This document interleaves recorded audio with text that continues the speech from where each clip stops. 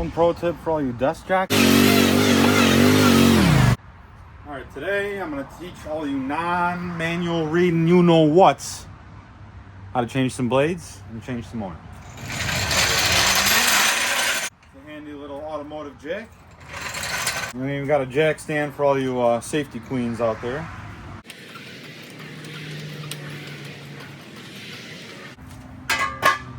As you can see, it's totally secure. Barely hanging on the jack. But we got the jack stand for backup. Take this twig out of here. Next thing you want to do is get an impact like this and a 15/16 socket. And next part's pretty easy. Just undo the 3 bolts. And they even made this so easy that you can't screw it up. Look, the blades don't even interfere with each other, so you can put them any which way you want. So here goes blade number 1. Blade number 2. Yeah.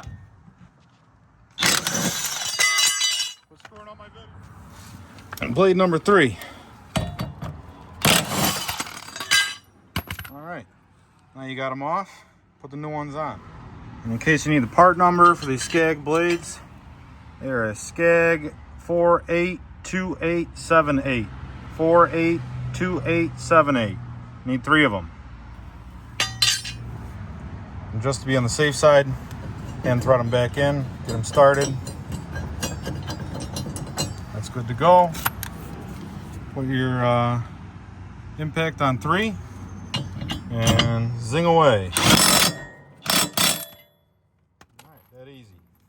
Oh, and I forgot to mention, if you're poor and don't have an impact, I think you need a 1-inch wrench up here to tighten against. Blade number 2. Blade number 3.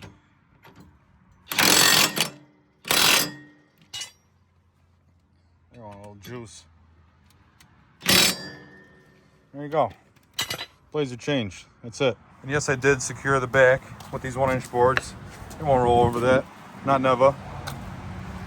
Also, the poor joke, I was just kidding, I'm poor too. I'm gonna resharpen these blades for backups and we'll be good to go.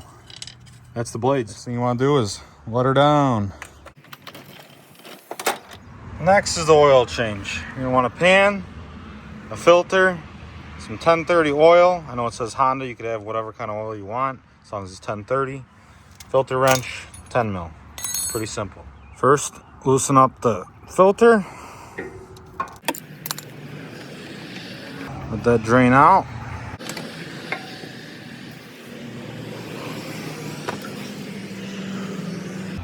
That's pretty good.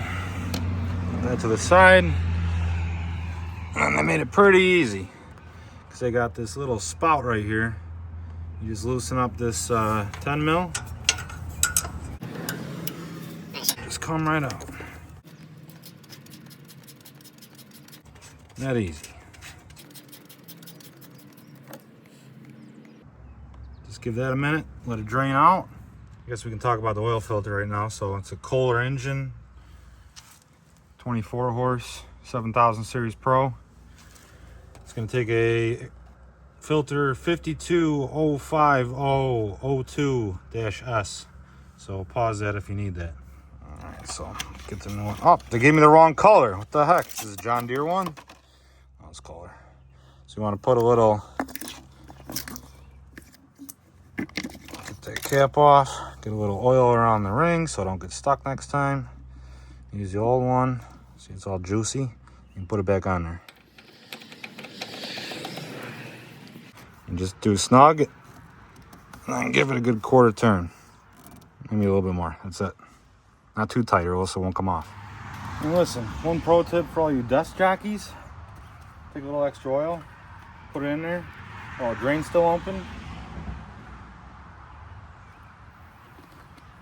Flush it out until you got the clean stuff coming out. That way you get a good flush. When it's all done, you want to tighten that back up. Probably should have done this before I put the filter back on. I'd have more room. Wouldn't be taking little 16th bites.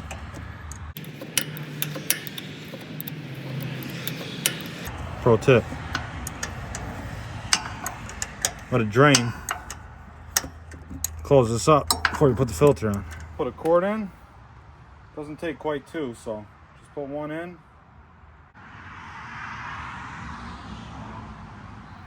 Throw that to the side. Check your level. It's at the bottom of the first hole there, so we could add a little bit more.